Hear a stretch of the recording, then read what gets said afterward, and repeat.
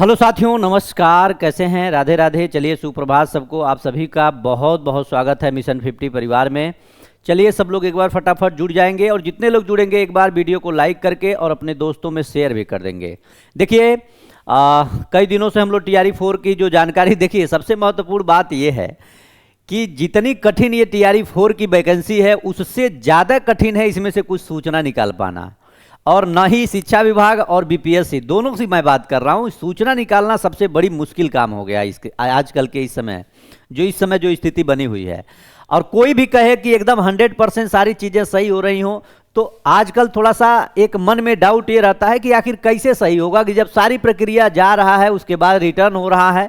इसी को लेकर के मैं आपसे बात करने वाला हूँ कि जो TRE 4 में जो विज्ञापन का जो खेल चल रहा है, जो शिक्षा विभाग को आप लोगों के द्वारा जानकारी भी होगा, हमने भी आपको बताया था कि BPSC के द्वारा परीक्षा नियंत्रक महोदय ने जो बात कही थी उसके अनुसार। लेकिन ध्यान दीजिएगा, इन सभी चीज़ों पे एक और सूचना निकल करके आ रही है कि BPSC को जो शिक्षा विभाग ने जो जानकारी के पत्र के माध्यम से बताया था कि इसमें कुछ त्रुटियां हैं, इस त्रुटियों का संशोधन करके वापस किया जाए। तो 3 प्रकार की त्रुटियों को इन्होंने बताया था।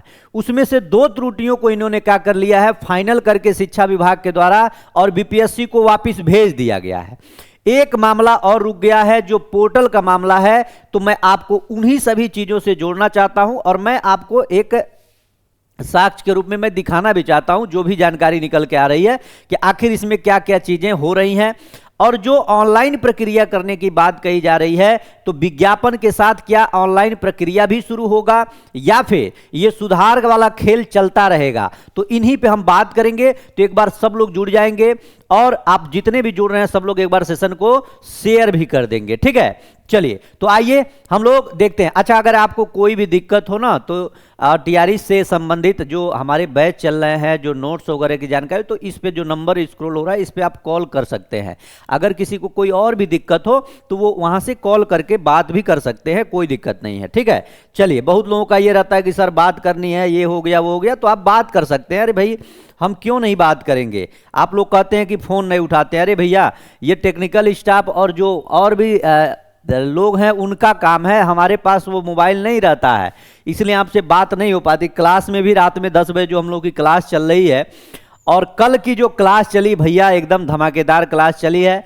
कल रात वाला क्लास अगर मिशन 50 का 10 बजे वाला नहीं देखे होंगे तो समझिए कुछ नहीं देखे हैं। और उसका PDF में मैं टेलीग्राम में डाल दिया हूं, इसी वीडियो के डिस्क्रिप्शन में मिल जाएगा, तो एक बार जरूर क्लास को देखिएगा। आइए हम लोग बात कर लेते हैं इसमें क्या क्या बड़े बड़े परिवर्तन जो कहने को मिल रहे हैं शिक्षा विभाग और क्या क्या चीजें आगे होने वाली है, उन सभी चीजों पे हम एक बार बात करते हैं। बात कही जा रही है शिक्षा विभाग से 3 आवश्यक मामलों में से 2 मामलों के स्पष्टीकरण और सुधार संबंधी पत्र आयोग को प्राप्त हो चुके हैं। यानी ये माना जा रहा है कि जो 3 मामले दिए गए थे।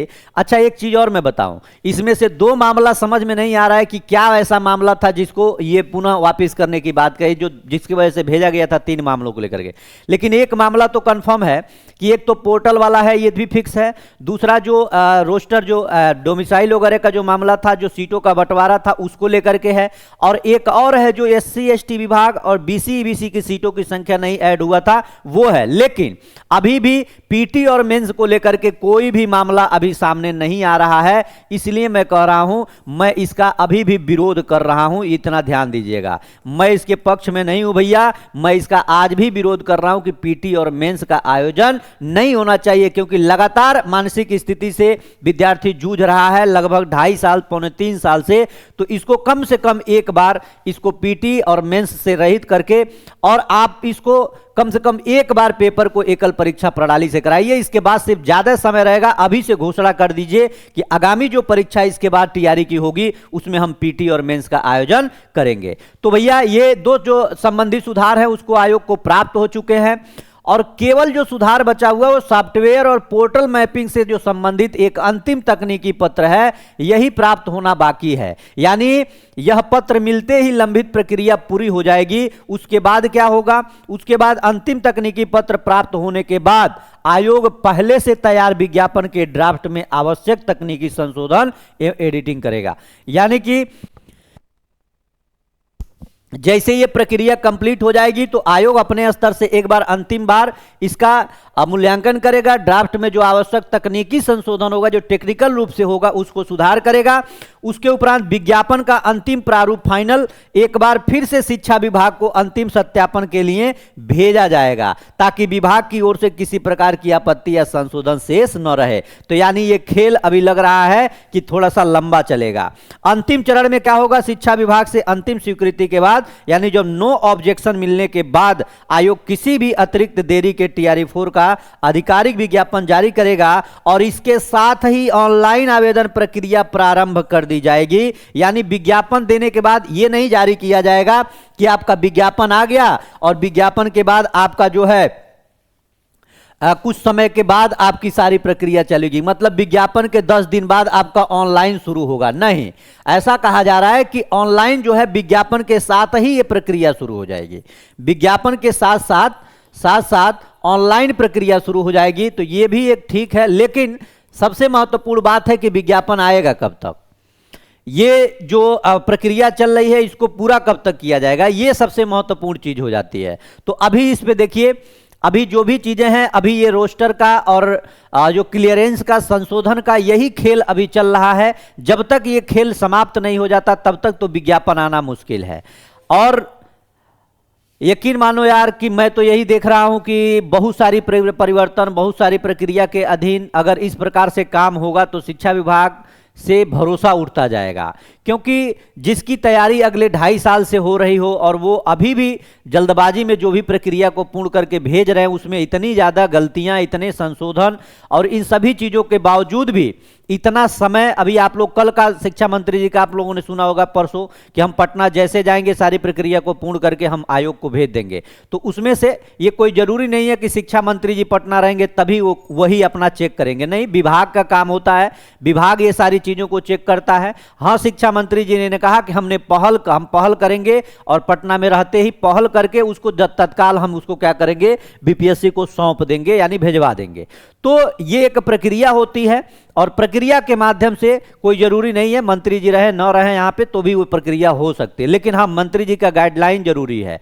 अगर गाइडलाइन में कोई कमी हो रही हो तभी शिक्षा विभाग इतना इस स्तर से काम कर रहा है, इतना स्लो पॉइंट में काम कर रहा है। इस चीज को समझना होगा कि आखिर में गलतियां हो क्यों रही है। जब इतने दिनों से सारी प्रक्रियाधीन थी तो ये गलती कहां से उत्पन्न हो रही है, इस पे काम करने की जरूरत है।